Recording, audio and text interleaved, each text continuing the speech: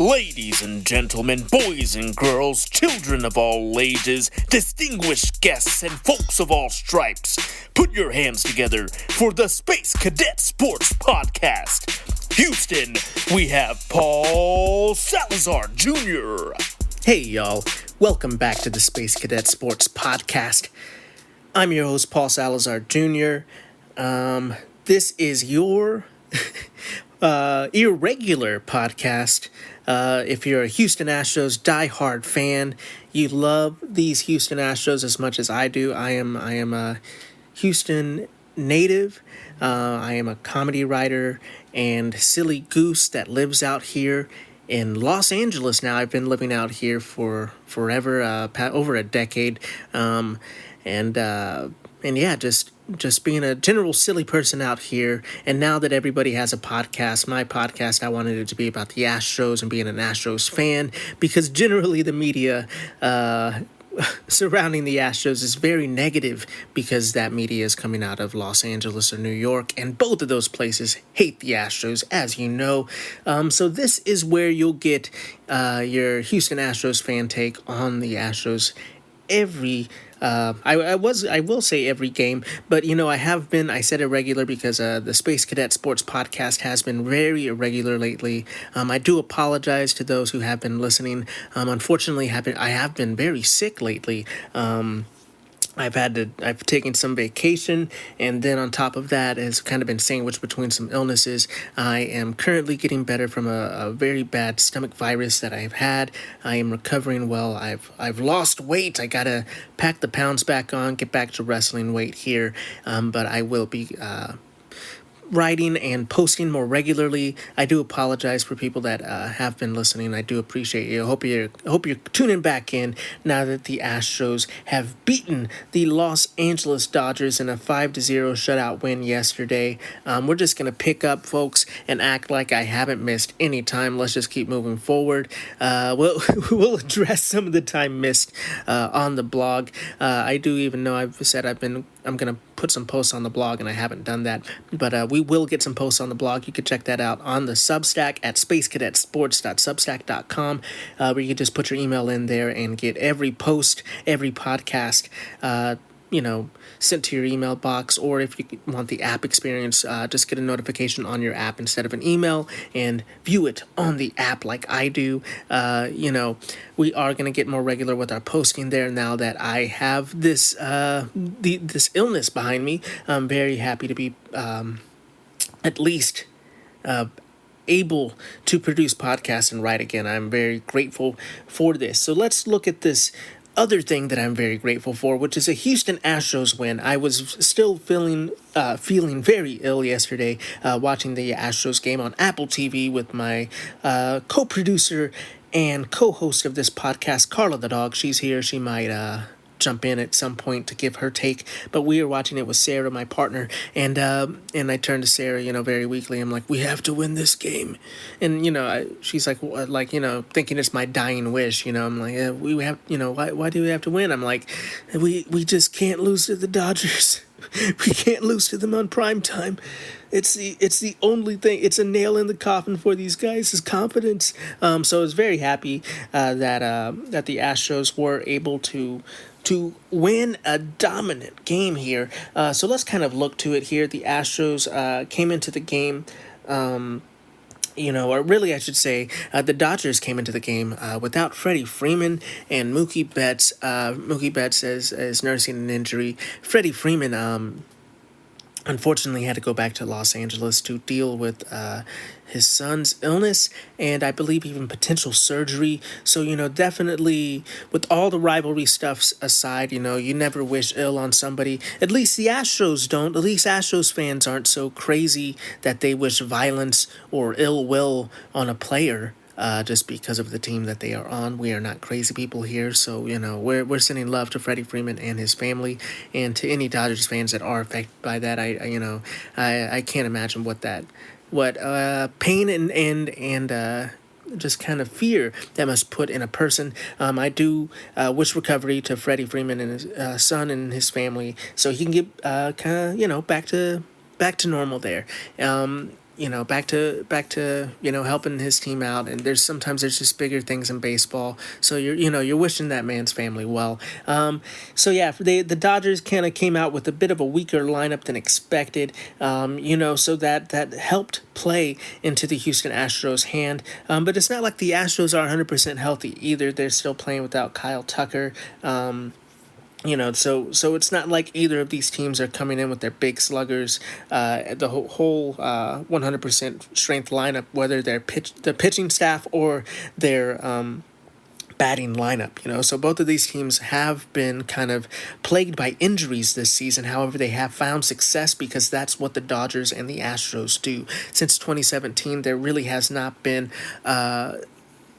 two franchises that have been as successful as these two. So, other people hate to see it, but the Astros and the Dodgers have found ways to be successful even amidst all these injuries, and even to the chagrin of the rival teams that are playing in the series here. So the Astros came out with a lineup that was Altuve, Bregman, Jordan, then batting cleanup, we had Yanner, who's definitely found more success there recently. Yanner was also catching in this game. Then we had Pena, Singleton, Myers, and Loperfido and McCormick batting ninth. So that was definitely a decent lineup. One thing I would say, no Dubon. Dubon did get Dubon, I should say. Sorry, I don't know why I'm hitting it weird. But sometimes I just, those of you who know, sometimes I mispronounce people's names. I do apologize profusely because I am not trying to be,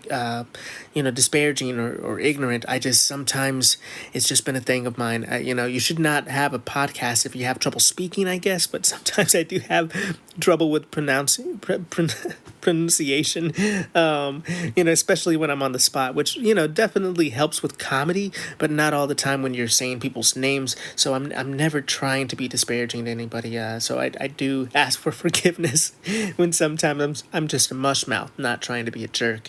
But moving forward, so I was pretty happy with that lineup. Love to see Loperfido out there. Loperfido has had his struggles this season. However, with Tucker out, I do love to see Loperfido and Cabbage being mixed in there. Just a healthy dose of both. A healthy dose of Joey Cooks and the Cabbage Man out there. But this lineup did fairly well here. They got 11 hits in total. They only struck out 5 times and took 2 walks. Generally, that spells success. They didn't do amazingly with runners in scoring position, going 3 for 8 and left 7 on base, but they ended up getting 5 runs, which was enough to win the game, obviously, to dominate the Dodgers, who were shut out in this game, who as a team only picked up 6 hits. But this was, somebody mentioned, I forgot, I watch all the games and I read all the things. I even put on a hazmat suit and go on a Reddit, to kind of figure out what everybody's saying about the games. But one of the funniest things that I'm sorry I can't attribute to anybody, isn't my joke or my idea, is like this Dodgers team really, without Betts and Freeman, it kind of felt like playing the Angels a bit. Ohtani really didn't have a lot of protection in this lineup, and the lineup kind of struggled a bit as a whole. They got 15 strikeouts in the game, the Dodgers, and obviously only picked up 6 hits. So it was kind of, this was a really tough game for the Dodgers there, but that's because of our man, Framber Valdez, who went 6 1/3 of an inning with only 4 hits, didn't give up a run or an earned run, only walked 2, which was huge. Obviously, in this game, you can't be giving up free passes to the Dodgers, getting people on base. It was a huge thing for Framber, only getting 2 walks there and 10 strikeouts, just looking dominant. Framber Valdez, I believe, has, is kind of on a streak right now. He's been a real love him or hate him type guy for a lot of Houston Astros fans this season. He's been kind of an up and down performer, and because of that, there's been a lot of talks of Framber being a bum or Framber being great, depending on the week that you are discussing him. A lot of fans have been real hot and cold with this guy. I love him. I think that he can be a little tricky sometimes. I don't think he's a head case. I think he's passionate. I think he kind of needs a little more stability, a little more people kind of calming him down around him. And I guess I just feel for that as somebody who can get a little passionate and angry sometimes. We're not angry, but just a little overly passionate. And sometimes you need people to kind of ground you a little bit. I feel for him. But I don't think some of the narratives around him are exactly fair. Just because you've worked with a sports therapist doesn't mean you're a head case. But I do think that he's pretty. He's pretty consistent in the fact that he throughout the season he'll have very similar stats, but sometimes he can have very kind of mood swing like games from back and forth. But he's been on a good streak, on a good run lately. He's definitely been pitching very well, and it's good to see because in the second half of the season, we're not really sure what we're going to see from Hunter Brown or Ronald Blanco. We're hoping that they can both continue to find their success, but we're going to need stability from the vet. So seeing Framber Valdez do this is huge for the Astros. But just continue talking about pitching here. After the 6th and the 3rd inning, in the 7th inning, Brian Abreu came in, pitched 2/3 of an inning, got a strikeout, got the Astros out of trouble with men on base. We'll get back to that in a little bit. We'll just keep talking about Astros pitchers. But then in the 8th inning, we got Presley in there. Presley had a good clean inning there. He only gave up one hit, picked up a strikeout, kept the shutout going. And in the 9th, at this point, the Astros were up a bit. It wasn't as close as it was in the 7th and 8th. So instead of going with Hader, the Astros go with, or I should say, Espada goes with Taylor Scott, who comes in and picks up 3 strikeouts, just looks absolutely great. Had a little bit of command trouble for a second, but he kind of tightened it up and got the strikeouts. He really looked incredible. Taylor Scott is having himself a season. So that was really good to see. It was a great performance by the Astros pitchers. They did get a little bit of a helping hand in this shutout from the Dodgers. So basically when I was like, oh, we'll get to that in the 7th inning. Let's kind of get to those key moments here. But yeah, I think that was definitely one that is probably being talked about the most. So essentially,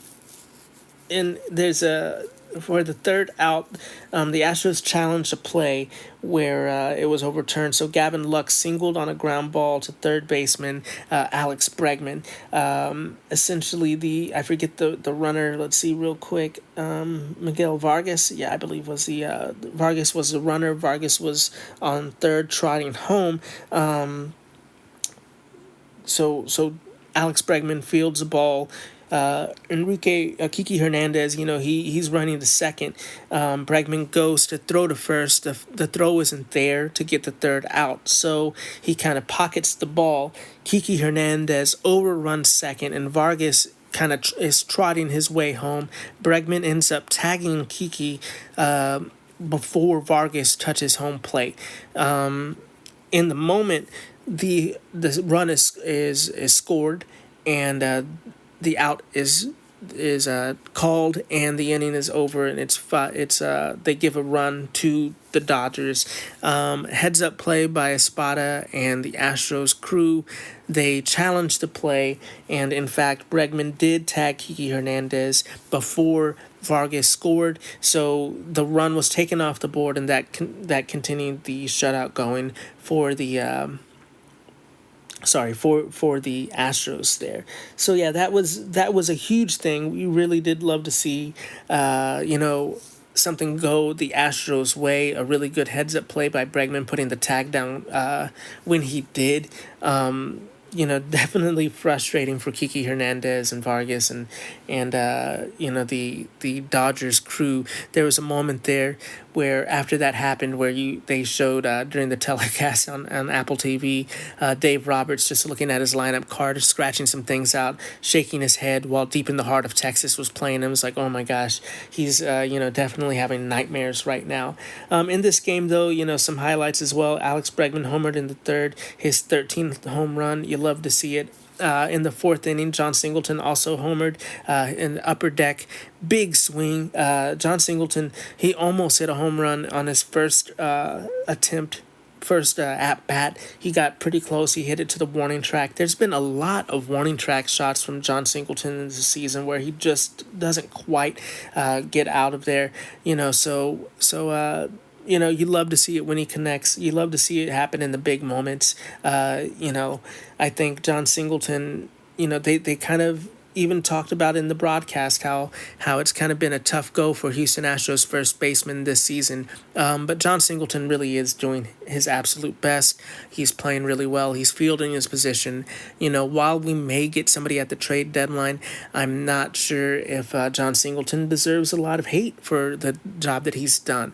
But yeah, speaking really quickly of the trade deadline, there's been a lot of names thrown around for the Houston Astros. I think, personally, I think just because of who the Astros have in their system and what they're willing to give up, I don't see them getting a big bat.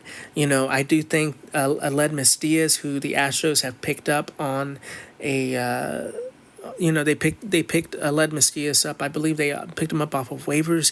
Trying to exactly remember. I don't have my notes in front of me. But Aledmys Diaz is back with the Astros. He is there to kind of play first base. He's essentially an upgrade over Greg Kessinger. Greg Kessinger was Mauricio Dubon's backup, but Mauricio Dubon was Aledmys Diaz's backup at some point. And when it comes to a versatile defensive utility man, so you're looking at him as a guy who has a little bit more of a bat than Kessinger, but can provide defensive versatility and field first base, which is important right now for the Astros. So I kind of feel like Dana Brown's kind of hedging his bets in case he doesn't get any slugging from the trade deadline, because honestly he doesn't have a lot of resources to work with, and his priority is pitching, and everybody knows that, and it's a seller's market, so he's going to have to give something up for pitching. The Astros, I don't think, want to give up a lot of prospects. I think Pedro Leon maybe is a prospect that will go because of the Astros' bloated outfield. I could see them giving up maybe an outfielder like Pedro Leon who maybe should have already made his major league debut, but Joey Loperfido kind of leapfrogged him. So I think, that could be a thing. I don't see the Astros wanting to give up any kind of prospect pitching, and I don't see why they would give up any kind of pitching on the major league level either right now. Starting pitching, I should say, on the major league level right now, because they need it. I can see them potentially letting go of an outfielder at the major league level. Maybe somebody like Chas McCormick, who's a proven commodity, who's shown that he can play the game well, but is having a bit of a tough season. Maybe Rafael Montero, a reliever that has kind of trended upwards a little bit, enough that maybe a team might take a flyer on him if they want to pick up that contract. But I do feel like that might be unlikely. That might be just me thinking, wishing and thinking and hoping, but I do think that the Astros, really, when you look at their resources, they don't have a lot that is enticing to a lot of the sellers on the market, who are going to have a lot of teams with a lot of resources throwing a lot of offers at them for their pitching. So I see the Astros getting kind of a B-tier starting pitcher that isn't going to reflect poorly on the books, that isn't going to cost them a lot in a trade, and it will kind of feel like a disappointing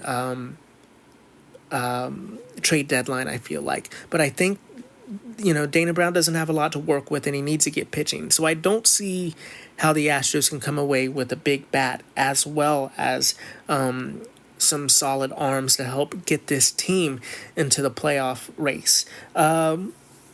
Or into a playoff push, since they're technically, they are the league leading winners right now. They are the AL West champs at the moment, So I do think that they know that they need starting pitching, so that's going to be the number one priority. But looking forward here to kind of wrap up the podcast for today, let's look forward to tonight's game versus the Dodgers. Tonight, Houston Astros are sending out Ronel Blanco, who is 9-5 with a 2.75 ERA and 105 strikeouts against, oh my goodness, I'm so sorry, Justin Robleski. Sorry, Justin Robleski. He is a young pitcher who has only pitched 3 games. He is 0-1 with a 4.40 ERA and 14.1 innings pitched. 13 strikeouts and a 1.3 whip. We will see sometimes the Astros do not do great against guys without a huge scouting report on them. Sometimes they don't. This is a lefty, so we're going to be hopeful. We're going to be hopeful that Ronel Blanco is ready to show why he is no reason to why we should not be worrying about him. You should be worrying about me. Apparently I am unraveling. My brain is melting. I am sicker than I thought. Somehow I'm getting hoarse. I don't know what's wrong with me, folks. I'll see a doctor, don't worry. But yeah, I do think that it would be great to see Ronel Blanco go out there and shove and tell us not to stress out about him. And in the third game of the series against the Dodgers, we're sending out Spencer Arrighetti, who's 4-8 with a 5.65 ERA and 96 strikeouts, still kind of, working those stats to not looking terrible against the Dodgers. River Ryan, a 25-year-old right-hander. He's definitely very inexperienced as well. He is 0-0 with 5.1 innings pitched with 2 strikeouts and a 1.3 whip. Sorry, I said 0-0, but I meant to say 0 ERA. So there's really not a lot on this guy either. So we will see what these young Dodgers pitchers have. We will see how the Astros approach it and attack it. If they can continue to put the pressure on these pitchers and put the pressure on this bullpen, it can be a long series for the LA Dodgers in Houston. Let's hope that's what it is. Let's hope that the Houston Astros keeps quieting the Dodgers fans that decided to show up to Minute Maid Park, and they just have a really good series against these Dodgers and show the national media that this team is still to be feared. The Astros are still the boogeymen. And with that being said, we're going to go ahead and wrap up this podcast. Thank you so much for listening to the Space Cadet Sports Podcast. My name is Paul Salazar. I've been your host. Thank you for listening. This is Carla the dog. She's been your co-host. If you need to find her on social media, you can get cute dog pictures at good.dog.carla. Check out the Substack. The Substack is at spacecadetsports.substack.com, where, like I said, you can become a subscriber by putting in your email. You could get every post, every podcast emailed to you directly, or switch it up to the app experience like I do. You just click that one button. You don't get emails anymore. You get notifications. You could read it all on your iPad or on your iPhone. I kind of love that. That's my jam. Thank you for listening, folks. Please subscribe. Please rate and review. Share with other Astro diehard fans that kind of need a little bit of a refreshing take on the Astros, an Astros fan take. I try my hardest not to be too much of a homer, but I do love these Astros, so there will be a little bit of those rose-colored glasses or those tequila sunrise-colored glasses when I'm talking about them here on the podcast. But we do try to be realistic. I try to hold myself to the things that I say too. So we will have receipts and things that I have to be like, I was wrong about that. But folks, let's go Astros. Let's beat these Dodgers. Let's win on the big stage. And finally, vamos Astros.